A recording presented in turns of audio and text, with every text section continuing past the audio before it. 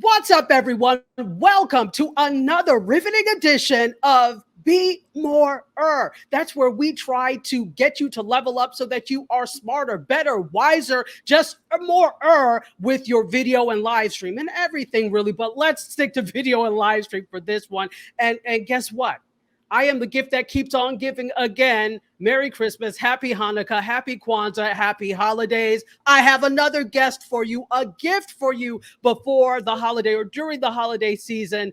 We are going to talk a little bit about social media and hacking and staying safe and all the misconceptions that have been going around. It feels like a lot of people have been, quote, hacked. Are they really, or are they doing something wrong? We'll be back to talk about it after you come with me to Be.More. Close the doors, walk across the corridor. We got something to show you. Media is our repertoire. Okay, remember I talked about this gift? Here it comes. It's a gift in terms of a person who knows everything because she is an IT analyst. She does a lot of things, so I'm going to let her tell you about it. I present to you, ladies and gentlemen, Zenzi Bell. Zenzi, are you here? I'm here. Hello. Hi, everybody. Yay! Hello, Zenzi, my CQ sister. I'm so happy to see you. Thank you so much for being here today. So, okay, it's not a secret. Does it seem to you like a lot of people have been, quote unquote, hacked on Instagram and social media lately? Am I seeing something that's not true? Okay. Hackers have been around since the internet has been a thing, since computer technology has been a thing. And people have, had their accounts compromised, stolen, whatever. It's been going on. There's nothing new about this. However, due to our favorite DJ having such an amazing and wonderful following, there are a lot of people that are, and I'm talking specifically about Instagram. There are a lot of people on Instagram now, hundreds of thousands more people on Instagram than ever have been. And even, other social media platforms. But since a lot of this I'm noticing is starting to happen on Instagram, I'm going to kind of keep my focus there. But yeah, a lot of people are getting compromised. Okay, so yeah, so we said let's keep our focus there. Does it seem to you, as a person who looks at this and studies this, that it's happening more on IG than on other platforms? Or is it just because we're more aware of it because we use IG more? It's happening on every single platform. It's not going to stop. It still happens. It's just that, this isn't a weird comparison, but it's the one I We can like think weird here. Okay. Okay. Years ago, my first car that I bought, not that I got, but the first car that I bought was a red Honda Accord. 95 Accord. That's a long time ago. And then I started noticing every other car was a red Honda Accord. And I'm like, what is going on? And then after that, I had a silver Hyundai Santa Fe. Same deal. Why does everybody now have a silver Hyundai? So you're focused on what you pay attention to. And since a lot of us, especially our CQ family, spend so much time on Instagram, and I will say again, initially Instagram was a visual app. For people, I was on Instagram because I'm a photographer. I have, being in IT, I have a highly technical position. I need creativity. So my creativity, one of the things that I do is I, take photographs and I share my photos. And I also got photo inspiration from other photographers on Instagram. I'm a knitter. I would post my knitting, and get inspiration from other knitters. Club Quarantine came into being. We also very, very, very important. We also are in the middle of a pandemic, but we were quarantined. The majority of the planet didn't really go out. Majority of the US couldn't go out just because of safety. So we needed a certain connection, especially those of us that live alone or those of us that, for whatever reason, we spend a lot of time solitary. And so now Instagram, basically spoke to a specific population. Now it's, again, hundreds of thousands more people. And so we're Mm, noticing it more on Instagram because Instagram has more users now than it ever did. okay. And Okay. a lot of Okay. those users had never been on Instagram, didn't know what Instagram was. And a lot of people probably never had any other social media account before. Mm, So you mm. had a lot of people that were very new to Instagram and a lot of people that were very new to social media, very new to the internet. So that's what we're noticing now, is that because there is so many people, there's so much activity on Instagram. A lot of us are in chats, like, a lot of the times during the day, and then we're looking at, IG lives and things like that. So of course we're going to notice more, and there's Okay. going to be more opportunity for fraudulent behavior. So we notice it more because there are more of us on here, and more people means greater opportunities for fraudulent behavior. That Exactly. makes sense. Is there a little bit of user error in there? Because I noticed, so, part of, for those of you who don't know, CQ is Club Quarantine. That is the online dance party and community and of music lovers and the like that DJ D Nice formed. And so a lot of us are on there now. But I noticed there's some hacking by certain men, not hacking by them, but they've been, quote, hacked. Now, are they really hacked, or are they just not being prudent with their information? Let us know what you think. Okay. I want to give a very, very brief historical very brief historical information Let's do that, it. Give us a background. I always encourage people to do their own research, but basically, way, way back in like the 80s and, back when computer technology was very niche, and mainly because it just wasn't affordable for everyone to have personal computers or computers in general. So a hacker was just somebody who, played around with computer programs. It wasn't good or bad or whatever. That's pretty much the essential definition of a hacker. What hackers are known for these days are criminal activity or suspicious activity.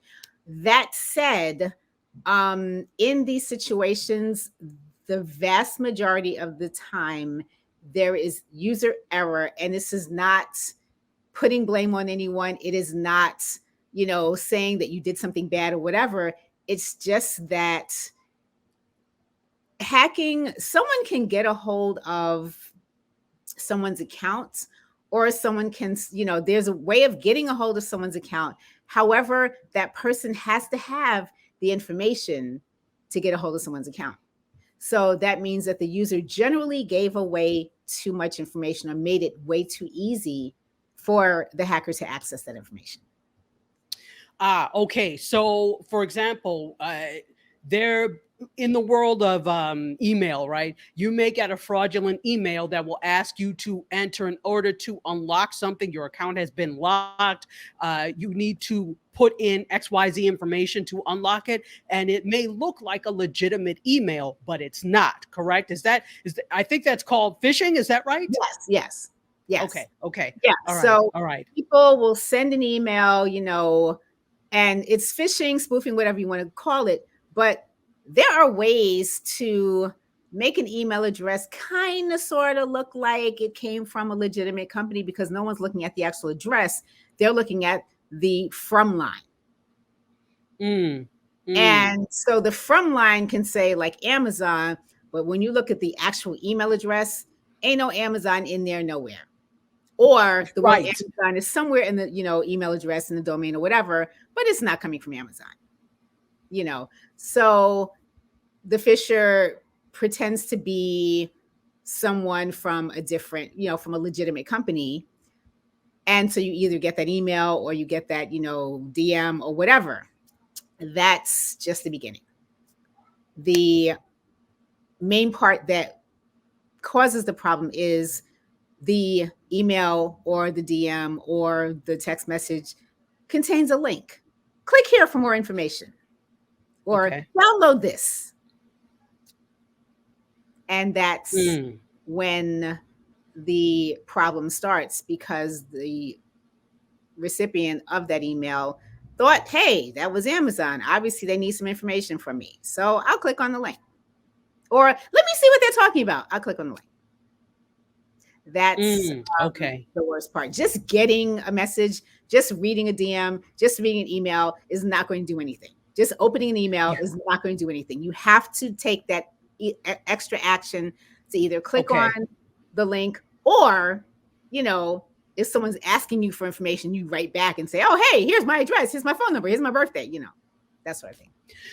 So generally someone like bringing this to social media now, it's that same type of thing. So it could be that you've given too much information that allowed a quote hacker to access your account. You gave them a password, you gave them, there's a way that they can easily guess it. So there was something out there that they were able to pick up on that gave them access to your account.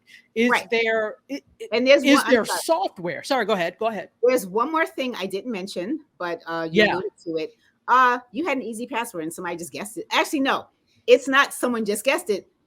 The password was easy to guess. And there are software programs that scan for easy passwords, for like very, very easy passwords.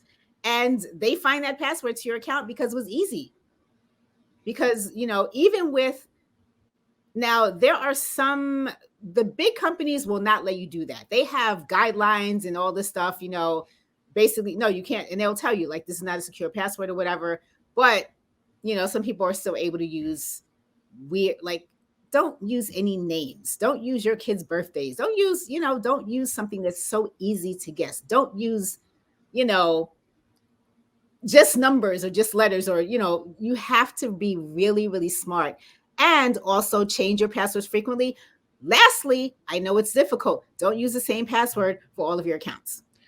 Right. Do not use the same password for all of your accounts, because if they get that password, they can get a hold of not just that one account, all of them. So would you recommend using something like a password generator or Absolutely. Password generator, password manager. Now, I'm not endorsing nor supporting any major brands or companies. We get it. Okay. I have Apple products. So built into my iPhone iOS software and built into my Mac OS X software is a very, very good password manager. So you have to allow it to do this, to create a password for you. You don't even have to remember this long string of numbers because it'll automatically fill it in for you.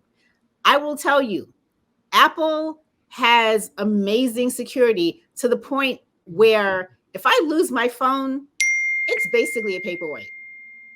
Because there's another thing that I will talk about later in depth, that's two-factor authentication, that even if you got my password, you're not going to be, you know, good luck if you get that password.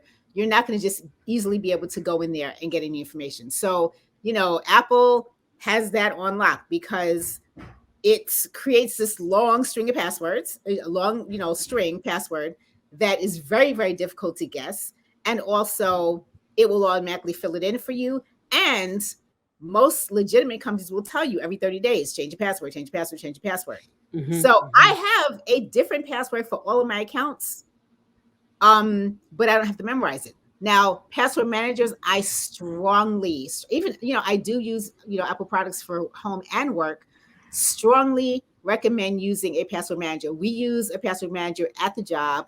Again, I don't endorse any, you know, companies. We use LastPass. I love LastPass. There are others that work just as well. You know, I love LastPass. It's at the company. I don't have to pay for it. So it's great. And LastPass will also, there's another one, Google Authenticator. I don't think that costs anything, but my Google accounts, I will get a message from Google saying, hey, we've gone through the passwords that you saved in, you know, your Chrome browser or whatever, and you're using one for two different accounts, or this one hasn't been changed, or this one is a weak password. So password managers are really, really good at looking at the passwords that you're using to make sure that they're actually secure. Scope when you emotionally broke, settled in our knowledge and conversations.